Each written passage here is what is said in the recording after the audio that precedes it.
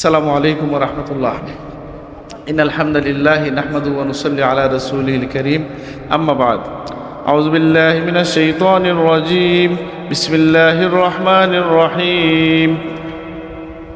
ইন্নামা ইউরিদুল্লাহু লিইয়ুযহিবা আনকুমুর রিজসা আহলাল বাইতি ওয়া ইউতাহহিরাকুম তাতহীরা। সাদাকাল্লাহুল আযীম। إن الله وملائكته يصلون على النبي يا أيها الذين آمنوا صلوا عليه وسلموا تسليما بسم الله والحمد لله الصلاة والسلام عليك يا رسول الله بسم الله والحمد لله الصلاة والسلام عليك يا رسول الله الصلاة على النبي والسلام على الرسول الشفيع الأبطحي ومحمد عربي।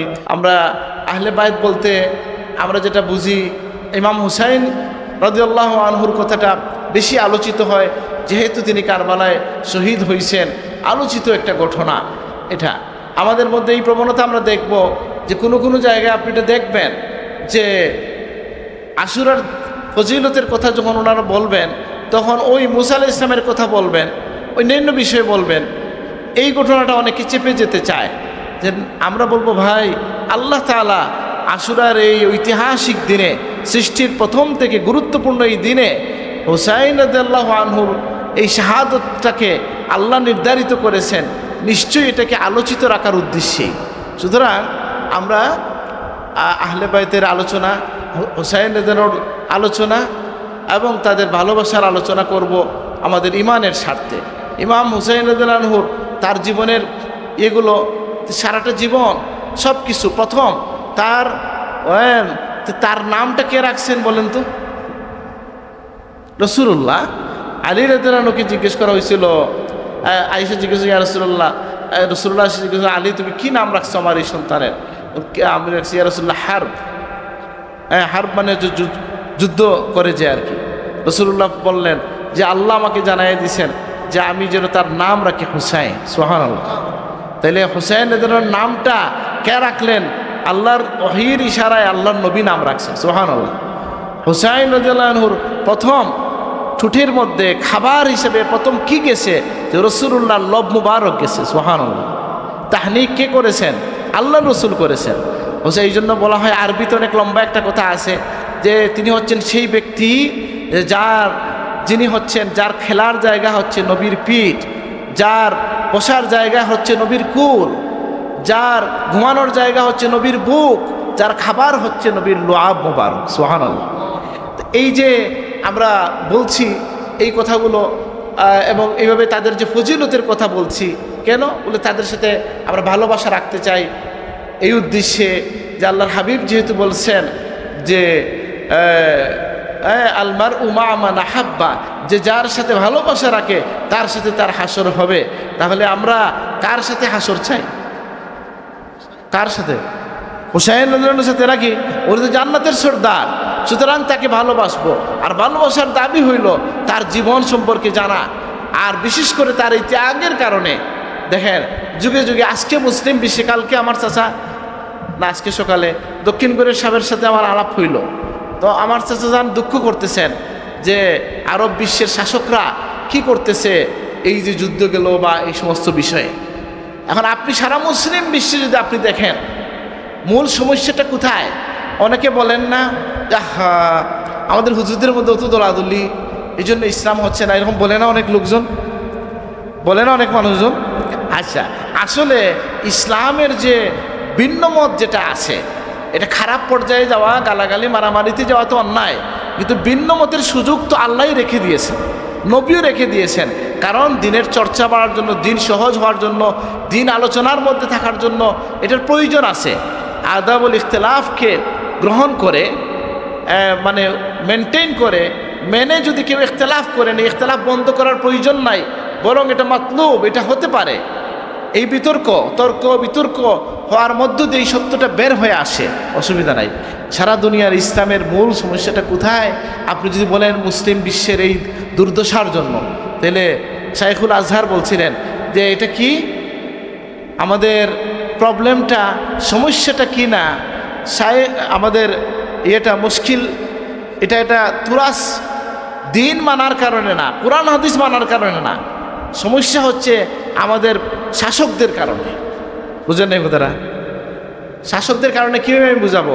যেমন ধরেন আজকের যারা বা আমেরিকার বিরুদ্ধে কথা বলে না, ইসরায়েলের বিরুদ্ধে কথা বলে না, যে সমস্ত শাসক, আমরা তাদের জন্য যে সমস্ত দেশ আমরা দুঃখ পাই, তাদের বিষয়টা কি কেন বলে না ভাই? আমার সাথে একমত হন কিনা? তারা তো শুধু বলে না এই কারণে যে তারা ক্ষমতায় থাকতে চায় আমেরিকার দয়া নিয়ে, এটাই তো, বুঝেন নাই? আচ্ছা, তাহলে ক্ষমতার লোভের কারণেই কি হয় যে আমাদের মুসলিম বিশ্বের এখনকার পতন বা এখনকার অসুবিধা? ঠিক তেমনিভাবে ওইটার প্রথম সূচনাই হয়েছে এজিদের হাত ধরে, যেটার প্রতিবাদ করছেন ইমাম হুসাইন রাদিয়াল্লাহু আনহু। বুঝেন না কথাটা?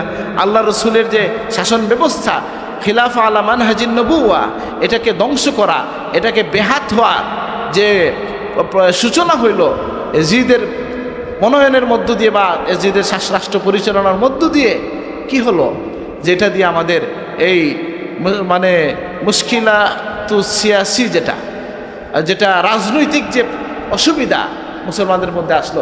আপনার দেশে যে অসুবিধা, যে অশান্তিগুলা, এগুলা কি আমরা আমাদের মধ্যে বিনোদ মত আছে এটা সেটা বলেন তো? রাজনীতি যদি ঠিক মতো চলতো আমাদের দেশে, ক্ষমতার লোভ না থাকতো, তাহলে এত সমস্যা হইতোই দেশে? বুঝেন না কথাটা? আপনার দেশের যত মারামারি মৌলিকভাবে হচ্ছে, এখন বলেন, আগে বলেন, বা এটার সূচনা বলেন, সব তো হইল শুধু ক্ষমতার লোভ।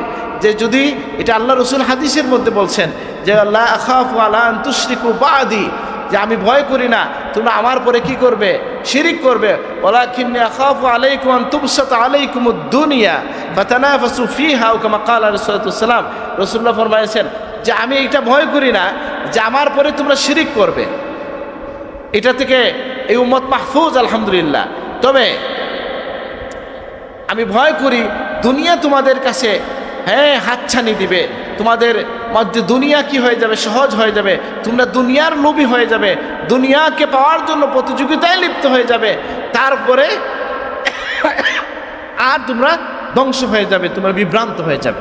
তাহলে আমরা এই আলোচনার মধ্য দিয়ে, বিশেষ করে আহলে বয়তের আলোচনা, আহলে বয়তে কি শুধু হুসাইন, তার আগে কেউ আছেন কিনা? আলী রাদিয়াল্লাহু আনহু আহলে বয়ত কিনা? ফাতেমা আহলে বয়ত কিনা? নবীর বিবিগণ আহলে বয়ত কিনা? বলে প্রত্যেকের জীবন থেকে আপনি শিক্ষা নেন যে কেমন, কার কথা বলবেন, যার কথাই বলবেন। এই যে আমাদের ফুলতলি মাদ্রাসার মুহাদ্দিস আমাকে দেখাইলেন হজের মধ্যে একটা ঘটনা, প্রথম শুনলাম আমি, এটা আপনাদেরকে আমি বলতে চাই।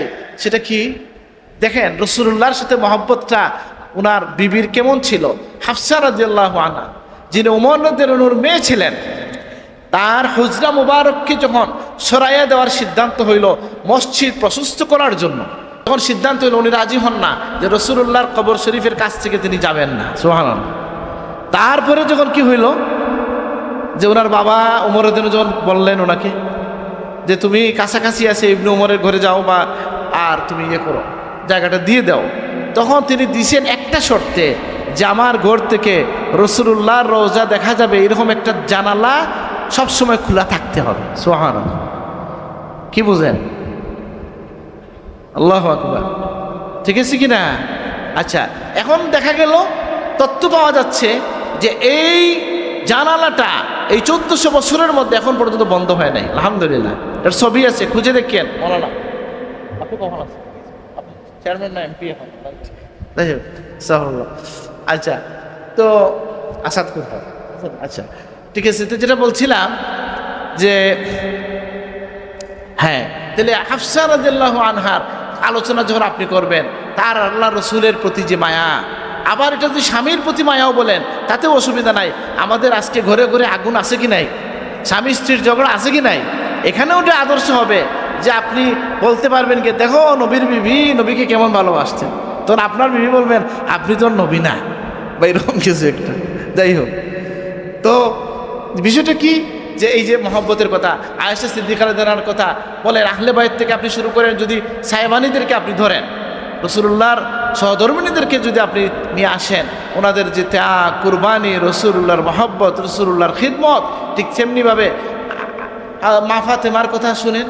এই ফেসবুকের যুগে আমাদের নারীদের জন্য আদর্শ হিসেবে আপনি কারে তুলে ধরবেন? ফাতেমা আলাইহিসসালাম বলা যাবে কিনা? বলে হ্যাঁ, বুখারী শরীফে আসছে আলাইহিসসালাম বলা যায়। তিনি কেমন? তিনি বলছেন, আমার জানাজা ঘোষণা দিবা না, যেখানে ওনার ঘর ওখানে ওনার কবর হয়েছে, উনি পর্দা মেনটেন করতে চাইছেন। সুবহানাল্লাহ। আপনি আয়েশা সিদ্দিকার দানের কথা কি বলা হয়েছে? যে ওনার কাছে এক ভাড়ার মানে বিশাল একটা ভান্ডার আসছে ইয়ের জন্য, বাইতুল মাল থেকে মানে দান করা হয়েছে ওনাকে, ওনার অংশটা, উনি সেটা নিয়ে বসছেন জোহরের পর থেকে বা সকাল থেকে, যে মানুষ এসে তাকে দিতে থাকেন। উনি রোজা ছিলেন, ইফতারের সময় দেখা গেল যে ওনার জন্য কিচ্ছু বাকি নাই। ওনার খাদেমা বললেন যে এত মানুষকে দান করলেন, আপনার মনে হইল না যে আপনি ইফতার করবেন, একটু রাখবেন? সুবহানাল্লাহ। তাহলে আমরা আল্লাহ রসুলের আহলে বাইত থেকে এই ত্যাগের শিক্ষা নিব, আমরা এই কোরবানির শিক্ষা, দানশীলতার শিক্ষা নেব। এটাই হবে আমাদের চেতনা, এবং এটা প্রতিনিয়ত। এখনকার যুগে তত্ত্বের কোনো অসুবিধা নাই, অসুবিধা হচ্ছে মানার বা জানার পরে এটাকে আমলের মধ্যে নিয়ে আসা। আল্লাহ আমাদেরকে তৌফিক দান করুন। আমি আমার কথা আরও লম্বা করতে চাই না। বিশেষ করে আহলে বাইতের আলোচনা কেন প্রয়োজন পড়লো বেশি করে আমাদের মধ্যে আলোচনা, কারণ এমন একটা সময় আসছে যে কিছু মানুষের মধ্যে এজিদের প্রেম জেগে উঠছে। আছে না এরকম লোক? আল্লাহু আকবার, আল্লাহ মাফ করুন। তাহলে এটা প্রত্যেক মহরমে অনেক সময় আসে না, নির্দিষ্ট সময়ে নির্দিষ্ট বক্তব্য দিতে হবে কি না? বলে সূরা নামাজ শুরু করার পরে কোন সূরা পড়া, বলে আজকে ইন্নাউতানি শুরু করবো না, আলহামদুলিল্লাহ বলতে হবে, আলহামদুলিল্লাহ বলতে হবে। ঠিক সেইভাবে মহরম আসলে, ঠিক আছে না, আশুরা আসলে আমরা বলি যে ভাই, যাদের হৃদয়ে জিদের প্রেম আছে, আমরা তাদের জন্য তাই মনোবাক্যে দোয়া করি যে নবীজির কথা অনুযায়ী আলমার উমামানা হাব্বা, যার সাথে যার ভালোবাসে তার হাসর হবে। আপনার হাসরটা এজিদের সাথে হোক, আমরা বলি আমিন। নাকি এজিদের যার ভালোবাসা, তার কার সাথে হাসর হবে? মানে অঙ্ক মিলছি কি না? আমরা কার সাথে আসি? আমরা আছি সুন্নি হুসাইনি মুসলমান। আমরা আশা করি যে ওই কিয়ামতের মহামিছিলে ইয়াউমা নাদউ কুল্লা উনাসিম বিইমামিহিম, যেদিন আল্লাহ ডাক দিবেন, সেদিন হুসাইন আলাইহিস সালামের পতাকার তলে হয়ে আমরা রাসূলুল্লাহর কাছে পৌঁছে যাব ইনশাআল্লাহ। আল্লাহ তুমি তৌফিক দান করো, আল্লাহ আমাদেরকে তুমি কবুল করো, আমিন। ওয়া আলাইনা ইল্লাল বালাগ। আসসালামু আলাইকুম। আল্লাহুম্মা আমিন। ربنا تقبل منا إنك أنت السميع العليم وتب علينا إنك أنت التواب الرحيم. ربنا ظلمنا أنفسنا وإن لم تغفر لنا وترحمنا لنكونن من الخاسرين. ربنا آتنا في الدنيا حسنة وفي الآخرة حسنة وقنا عذاب النار. ربنا عليك توكلنا وإليك نبنا وإليك المصير. আল্লাহ আজকের মাহফিলকে কবুল করে নেন, আমাদের সকলের হাজিরিকে কবুল করেন। আল্লাহ আমাদের জিন্দগির তাম ভুল ত্রুটি মাফ করে দেন, আমাদেরকে মকবুল জিন্দগি নসিব করেন। আল্লাহ আমাদের আব্বা আম্মাকে মাফ করে দেন। আল্লাহ রব্বির হামহুমা কামা রব্বায়ানি সগীরা, সন্তানদের জিন্দগি উজালা করেন। আল্লাহ ইয়া আল্লাহ দুনিয়ার দিকে দিকে আপনার হাবিবের মজলুম উম্মতকে সাহায্য করেন, খাস করে গাজার মুসলমানদেরকে সাহায্য করেন। আল্লাহ আপনি এদের খাবার খোরাকি জুগাইয়ে দেন। ইয়া আল্লাহ আমাদের ভাইদেরকে সাহায্য করেন। আল্লাহ আপনার দুশ্মনদেরকে, যারা আপনার হাবিবের উম্মতকে কষ্ট দিচ্ছে, আপনি এদেরকে নাচছে নাবুদ করে দেন। আল্লাহ আপনি এদেরকে পাকড়াও করেন। আমাদের কারণে, আমাদের গুনার কারণে আমাদেরকে ইমানের পরীক্ষায় ফেলিয়েন। আল্লাহ এই প্রতিষ্ঠানকে কবুল করেন। এই প্রতিষ্ঠানের প্রতিষ্ঠাতা এলাকার মানুষজন যারা সাহায্য, সবাইকে কবুল করেন। মাদ্রাসার ছাত্র শিক্ষক সবাইকে কবুল করেন। আল্লাহ আমাদেরকে আপনার সবাইকে দিনের খিদমতের জন্য কবুল করেন। আল্লাহ এই প্রতিষ্ঠানকে দিন প্রতিদিন তরক্কির সাথে বাকি রাখেন। আল্লাহ আমাদের সবাইকে আপনার হাবিবের হাকিকি আশিক বানায় দেন। আহলে বাইতকে ভালোবেসে বেশি যেন আমরা কবরে যেতে পারি তৌফিক দান করেন।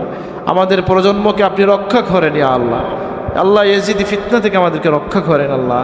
এই উম্মতের শাসকদেরকে আপনি সুমতি দান করেন ইয়া আল্লাহ, এই শাসকদেরকে আপনি হেদায়েত দান করেন ইয়া আল্লাহ। ইয়া আল্লাহ, আল্লাহ আমাদের দেশটাকে হেফাজত করেন আল্লাহ। ভাই ভাই সে মিলেমিশে থাকার তৌফিক দান করেন, হিংসা বিদ্বেষের পরিবেশ দূর করে দেন ইয়া আল্লাহ। আল্লাহ আমাদেরকে, আমাদের সব আত্মীয় স্বজনকে, সবাইকে হেফাজত করেন ইয়া আল্লাহ। আল্লাহু খায়রুন হাফিজান ওয়া হুয়া আরহামুর রাহিমিন। আল্লাহ কে আমাদের বয়াল দিনে আপনার হাবিবের কিনারা জায়গা দিন আল্লাহ, আপনার হাবিবের সুপারিশ আমাদেরকে পার করে দেন ইয়া আল্লাহ। আজকের এই আয়োজনকে কবুল করেন আল্লাহ। আল্লাহ এই আয়োজনের উসিলায় আমাদেরকে মাফ করে দেন ইয়া আল্লাহ। এই প্রতিষ্ঠানকে কবুল করেন আল্লাহ। সুবহান রাব্বিকা রাব্বিল ইজ্জাতি আম্মা ইয়াসিফুন ওয়া সালামুন আলাল মুরসালিন ওয়াল হামদুলিল্লাহি রাব্বিল আলামিন। আমিন। আসসালামু আলাইকুম।